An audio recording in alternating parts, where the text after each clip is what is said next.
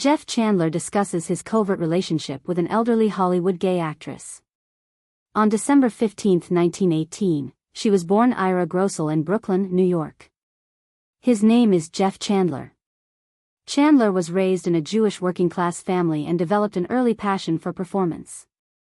After graduating from Erasmus Hall High School, he studied acting and radio work at the Feagin School of Dramatic Art in New York City. Like many young men his age who participated in World War II, he was assigned to the Aleutian Islands. He was even more determined to pursue a career in entertainment after his stint in the military. Chandler began his career in radio, where he was a well-known lead in numerous dramatic productions due to his rich voice. After years of doing small roles in less expensive films, he transitioned from theatrical work to film. His big break came as the Apache leader Cochise in the James Stewart film Broken Arrow, 1949. That role made him famous worldwide and earned him an Academy Award nomination for Best Supporting Actor. Because it offered Native Americans a sense of pride that isn't frequently shown in Hollywood westerns and made them look more like real people, it was significant at the time. Chandler later reprised the role in Taza, Son of Cochise, 1954, and The Battle at Apache Pass, 1952. His image as a trailblazing actor who was prepared to portray intricate ethnic parts with empathy and deference was cemented by this. Chandler played warriors, explorers, or men who had conflicting emotions about their acts in a number of his successful films from the 1950s. Among the popular films are Merrill's Marauders, Smuggler's Island, Yankee Buccaneer, Foxfire, and Away All Boats. He collaborated with several of the top actresses of the era, including Joan Crawford, Maureen O'Hara, Jane Russell, and Rhonda Fleming. Outside of the screen, he was regarded as a kind and competent actor who treated every role with dignity, whether he was in a typical studio production or an A-list film. Acting was not all that Jeff Chandler was capable of. He was also a talented singer. Although his music career never reached the heights of his movie popularity, he released a few singles and gained a lot of fans because to his soothing voice. His popularity outside of movies came from his frequent appearances on variety shows and in bars, where he demonstrated his versatility. In order to have more creative control over the stories he presented, he was also among the first Hollywood celebrities to get involved in filmmaking. Shortly after Realm War II, and as he transitioned from radio and stage to the new realm of film, Jeff Chandler married actress Marjorie Hachelle in 1946. A Hollywood production. Marjorie, a talented actress as well, appeared in several films during the 1940s. Their mutual passion for the entertainment industry perhaps drew them together. Their marriage was viewed as a glamorous Hollywood representation of post-war warmth and promise in the household. After a successful marriage, they eventually had 2 daughters. Jamie Tucker was born in 1947, and Dana Grossel in 1949. Dana retained the family last name, which links her to her father's heritage, and Chandler was born Ira Grossel. Despite the pressures of his acting career, Chandler made an effort to maintain his role as a loving father. He loved his children, and his acquaintances frequently remarked on how caring he was with them. But because of how busy he was becoming and how much celebrity mattered to him, his personal life would ultimately suffer. Chandler became one of Universal Pictures' most bankable actors in the 1950s as his career took off. But as the years passed, his marriage to Hachelle began to falter. The strain of Hollywood's unwavering focus. Extended separations due to filming and growing personal issues. According to some sources, the couple's relationship fluctuated between reconciliation and arguments throughout the years, and they were known to break up frequently. Chandler began dating Esther Williams, one of MGM's biggest stars and a well-known actor and competitive swimmer, in 1957. Williams was well known for her beautiful appearance and aquatic musicals. Their love affair, which occurred during it became a huge deal because of the Hollywood press's intense attention. Following her recent divorce from actor Fernando Lamas, Williams' relationship with Chandler made headlines once more. Williams and Chandler were frequently spotted together at public gatherings and social gatherings. Though occasionally turbulent, their relationship was seen as passionate. It was claimed that Chandler's already troubled marriage reached a breaking point because of this highly publicized incident. Marjorie Hachelle, who experienced personal humiliation and harm as a result of due to her husband's new connection, she filed for divorce. They had been living apart prior to the Williams affair, but they didn't formally dissolve their marriage until the affair's aftermath. They were divorced in 1959, nonetheless, since the divorce proceedings were drawn out. Their failed marriage was viewed as yet another illustration of the enormous human price that performers frequently incur. In addition to Esther Williams, Chandler reportedly had brief relationships with other women. It was known that they had affairs with other well-known women of the day. Among them was Gloria DeHaven. She was a stunning and vivacious celebrity who was well known for her roles in light shows and romances. DeHaven was accustomed to Hollywood love stories because he had been married and divorced twice. The two were spotted together multiple times, which prompted rumors that they might be dating, even though the majority of the specifics of her connection with Chandler are still unknown. Chandler was also associated with Ann Sheridan, a fierce, talented woman known as the Thumph girl for the way she appears and behaves on television. The reports that Sheridan was seeing Chandler only strengthened his reputation as a seductive leading man that some of the most attractive women of the era couldn't resist. Sheridan was regarded for being independent and strong-willed. Although Jeff Chandler gave off the impression of being a reliable All-American, his personal life was far more nuanced. Managing her celebrity, demanding film roles, a tumultuous marriage, and her sexual relationships all at once was difficult. However, despite his reputation for his love life frequently ended horribly, despite his professional and amiable demeanor on set, illustrating how Hollywood celebrities frequently conceal their internal issues behind their polished facade. During the golden age of film, Hollywood celebrities' personal lives were frequently kept under wraps. For their biggest hits, studios and publicists put a lot of effort into maintaining the star's impeccable public image. This was also true of Jeff Chandler, the tall, silver-haired lead actor best remembered for his gritty roles in Merrill's Marauders and Broken Arrow. Chandler was one of Universal Pictures' most lucrative stars in the 1950s. Although he frequently dated well-known ladies, his romantic life was more nuanced than fan magazines ever revealed. Chandler reportedly disclosed to a close friend an intimate discussion that few others were aware of. During his prime, Chandler had a passionate, but private, romantic relationship with the well-known actress Barbara Stanwyck. Behind her strong, independent on-screen demeanor, Stanwyck was known to have relationships with both men and women. According to reports, Chandler admired Stanwyck for more than simply her acting prowess. He also appreciated her strength and emotional intelligence. She had been a major celebrity since the 1930s, playing unforgettable parts in films like Stella Dallas, Double Indemnity, and Sorry, Wrong Number. Outside of acting, she was extremely discreet, particularly about her personal connections. Many in Hollywood believed that the studio orchestrated her marriage to actor Robert Taylor to quell rumors about Stanwyck's sexual orientation, despite the fact that she was married to him early in her career.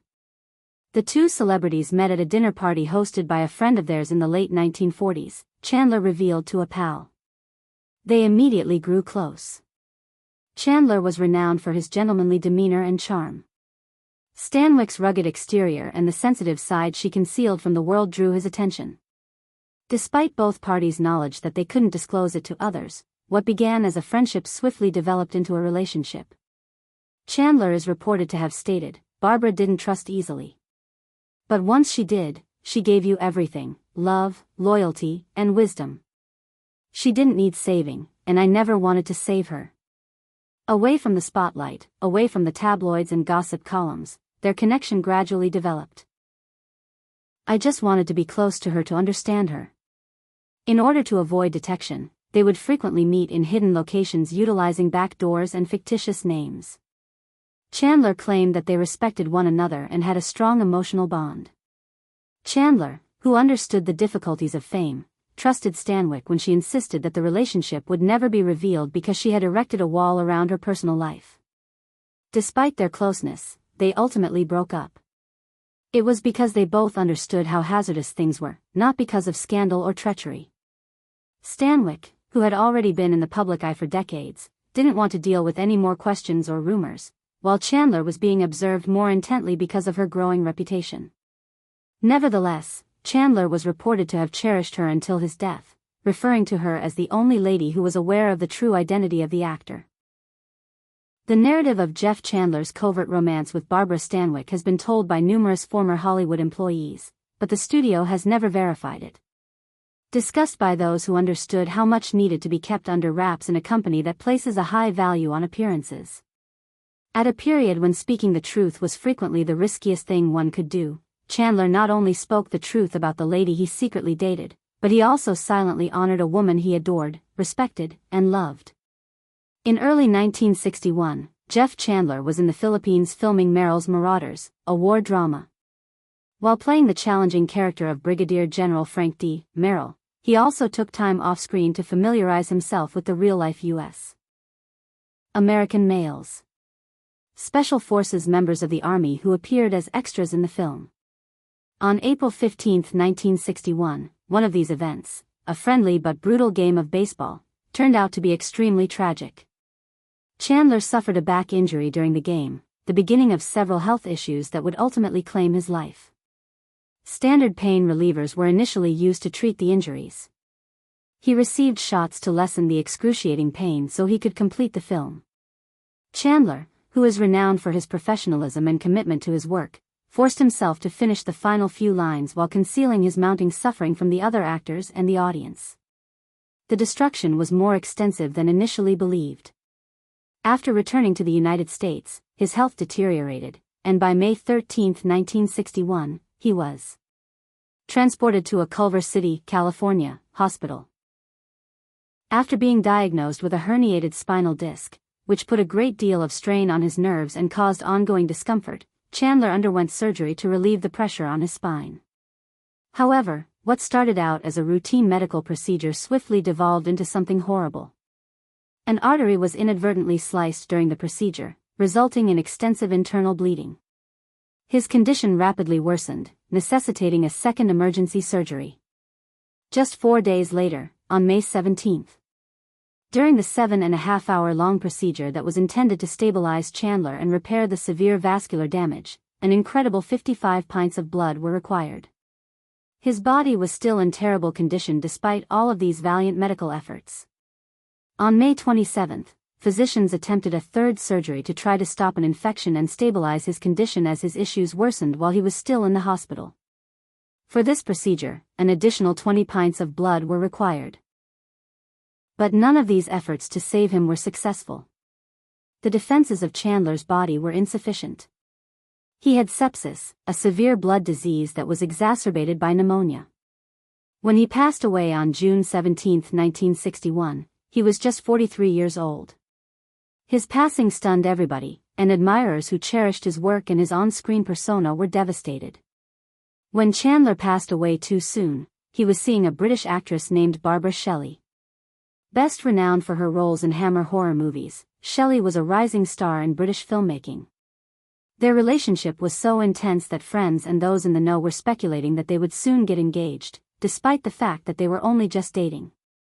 Shelley described Chandler as a man who was passionate and incredibly caring, but his death took him away. Hollywood lost one of its most well-known and lucrative stars, and both his devoted followers and those in the entertainment industry expressed their sorrow at Chandler's funeral. The Los Angeles service drew almost 1,500 attendees, demonstrating the affection and respect he had gained during his career. Chandler's body was carried by fellow actors and friends Gerald Moore and Tony Curtis. They had admired him for his honesty and kindness in addition to his skill. He was laid to rest in Culver City, California's Hillside Memorial Park Cemetery. Many well-known Jewish artists are buried in this cemetery, which is well known for being their ultimate resting place. There have been concerns regarding Chandler's hospital treatment ever since his premature demise. Following a review, it was determined that poor medical care contributed to Chandler's death. It is said that the care he received was below expectations due to the damage to his arteries sustained during his initial surgery and the failure to respond to subsequent issues. Jamie Tucker and Dana Grossel, Chandler's 2 daughters, filed a $1 lawsuit against the hospital and the physicians who treated Chandler. They used attorneys to do this. $5 million in penalty for negligence and cause of death. After a protracted legal battle, the issue was ultimately resolved out of court for $233,258. The arrangement included a joint statement from Chandler's family, the hospital, and the doctors stating that no legal culpability or liability had been formally admitted, as is the case with many settlements of this type. Nevertheless, the terrible series of errors was intended to raise awareness of the dangers of routine therapies and the frailty of even the strongest lives. When he passed away, Jeff Chandler's estate was valued at over $600,000, which was a significant sum at the time and demonstrated how effectively he had handled his finances throughout his cinematic career. By giving all his money to his two daughters, he ensured their well-being. Taken care of despite the unexpected death of their father. His ex-wife, Marjorie Hachelle, who was married in 1946 and divorced in 1959, sued the estate for $80,000, which complicated matters. She claimed that the provisions of their divorce agreement gave her the money. The family was already grieving, and this added to their legal troubles. Despite the sadness of his passing, Jeff Chandler will live on in Hollywood forever. Regarding his filmography, including his well-known roles in Broken Arrow, Flame of Arabia, and Merrill's, his performance in Marauders earned him a star on the Hollywood Walk of Fame. Fans continue to leave flowers and messages at the star that bears his name at 1770 Vine Street in remembrance of an artist whose career ended far too soon and who was both tough and tender.